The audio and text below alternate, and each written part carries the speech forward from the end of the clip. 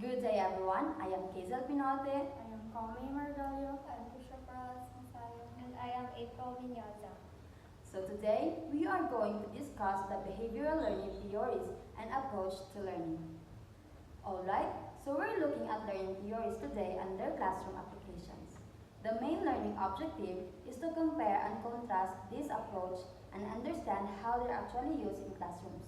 To start, what are some key ideas you remember about behavioral learning theories? Good place to start. Behavioral learning theories focus mainly on observable changes in behavior, right? Behaviorists like Skinner believe that learning is a result of conditioning and is strongly influenced by external reinforcement. So, in classroom, that might look like using rewards or consequences to shape students' behavior. Exactly, and there are different types of conditioning within behavioral theory: classical, operant, and contiguous conditioning. Classical conditioning associates stimuli like Pavlov's dog experiment in classroom. That might mean helping students associate a positive emotional response with a certain subject.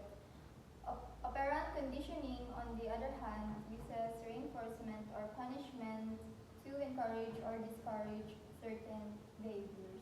I think a key point to compare here is how each theory views the role of the learner. In behaviorism, the learner is largely passive.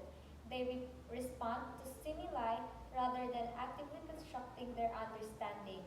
This is really different from, say, the cognitive constructivist approach, where the learner is seen as actively engaging with the material and building their own understanding. True. The cognitive constructivist theory, with people like Piaget, see learnings as an internal process where students actively construct knowledge based on their experience and prior knowledge. This also relates to information processing theory, where learning is about how information is processed, stored, and retrieved.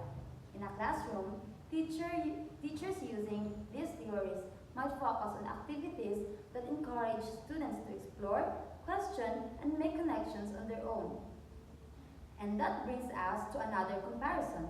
Social cognitive theory, like Bandora's, highlights the role of observation, imitation, and modeling. In this approach, students learn not only from direct reinforcement but also by watching others. For instance, if a teacher models problem solving skills, students can learn by observing and imitating those skills. It's about learning through social interaction as well as reinforcement. So, how do we see these theories manifest differently in the classroom? What would it look like for a teacher to apply behavioral, cognitive, and constructivist approaches? Let's take classroom management as an example. In a behaviorist approach, a teacher might use a token economy system, where students earn tokens for positive behaviors and lose tokens for negative behavior. These tokens can then be exchanged for rewards. Here, the focus is on external reinforcement to shape behavior. Yes, but in a constructivist classroom, you might see something like a group project or inquiry-based learning. The teacher is more of a facilitator who encourages students to ask questions and explore concepts themselves instead of focusing on rewards or punishments. The emphasis is on the learning processes and understanding. Right. In the social cognitive approach, the teacher might use peer modeling or collaborative learning. Students could work in pairs or groups, and observe and learn from each other's strategies and insights. This would also involve the teacher modeling certain behaviors or strategies, allowing students to learn by observation as well as practice. Great insight! Now, think critically. How does this approach influence a student motivation and engagement in learning? Well, the behaviorism motivation is often external. Students might be motivated to complete tasks because they want to earn rewards or avoid punishment. This can work but the downside is that it doesn't always encourage intrinsic motivation. They maybe do the work for the reward rather than the enjoyment of learning. Good point. In cognitive constructivist approaches, motivation tends to be more internal when students are encouraged to explore topics they're interested in. They're more likely to develop a genuine interest in learning. The sense of accomplishment they feel when they figure something out on their own can boost intrinsic motivation. And social cognitive theory adds another layer where students are motivated by social factors, such as the desire of emulate a respective peer of teacher. Observing others' success can inspire students to push themselves, especially if they believe they can achieve similar results. That's why it's essential for teachers to create a balance, perhaps combining strategies from different theories. A mix of approach can cater to different learning needs and help students develop both extrinsic and intrinsic motivation. Absolutely. Let's shift gears a bit. How might each of these approaches address a student struggling with a concept, say in math?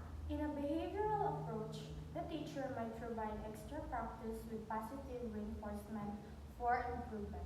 For instance, they might give a student a small reward for each correct answer, reinforcing the desired behavior, getting the right answer.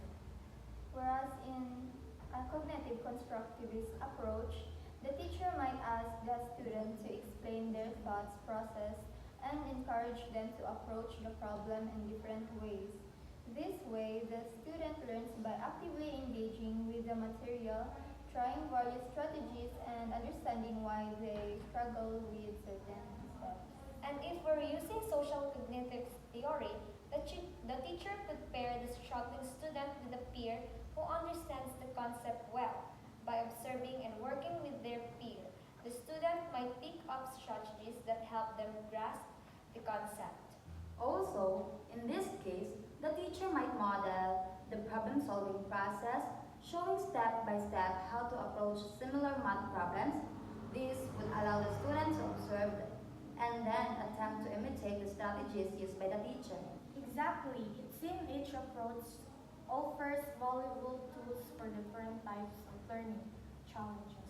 How do you all think these theories can be applied in combination for a more holistic teaching approach? I think a blended approach is often the most effective. For example, a teacher might start with a behavioral strategy, using reinforcement to encourage participation, and then move into constructivist methods, like open-ended questions, to deepen understanding. This way, students get the structure and encouragement they need initially, but they are also challenged to think independently. That's great point. Another combination could be using social cognitive strategies for collaborative projects and constructivist methods for individual exploration. By blending these theories, teachers can create a balanced learning environment that supports various needs and learning styles. And don't forget the value of experimental learning. It's another theory that emphasizes learning through experience. In the classroom, this could look like field trips, hands-on projects, or simulations that allow students to apply what they learn in real-world contexts. Yes, experiential learning ties in well with constructivist approach because both emphasize active engagements. Students are not just passively receiving information, they're actively applying it, making mistakes, and learning from those experiences. Great discussion, everyone. We've explored how these learning theories shape classroom practices and student experience. Each approach has unique strengths, and the best teachers know how to use a blend of these theories to meet diverse students' needs. Effective teaching isn't about sticking to one method, it's about adapting to what works best for each student and learning objective. Agreed, whether it's through reinforcement, modeling, exploration, or hands-on experiences. Each theory has something valuable to contribute. By combining them, teachers can create dynamic, engaging, and supportive learning environment. Yes, and it's important for us as future educators to understand these theories deeply. The more we know about how students learn, the better equipped we'll be to support their growth and development. This was a really insightful discussion. I feel like I understand the connection between these theories much better now. Thanks, everyone. Same here. It's exciting to think about how we can apply these ideas in real classrooms.